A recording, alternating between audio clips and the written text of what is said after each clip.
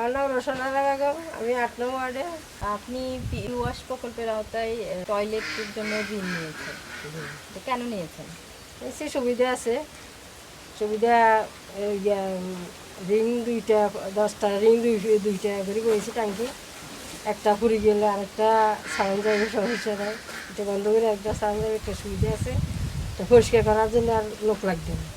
আমরা এটাও জেনেছি যে আপনি আপনার উদ্যোগে আরও অনেককেই এই টয়লেট বসানোর জন্য উদ্বুদ্ধ করেছেন। কিভাবে উদ্বুদ্ধ করলেন? সবাইকে বুঝাই নিছি যে এই সুবিধা আছে। আগে তো এই ধরনের কোনো সুবিধা আমরা পাই না, এখন পাইছি যাতে সবাই নেয় বসায়। এই টয়লেট বসানোর পর তাদের অনুভূতি কি? তারা কি খুশি? হ্যাঁ, তারা অনেক খুশি। টয়লেটের আর অন্যান্য কি ধরনের সুবিধা আছে?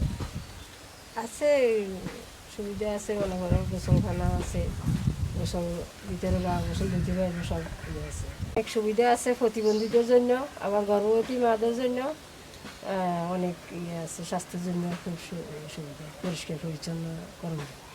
ধন্যবাদ আপনাকে।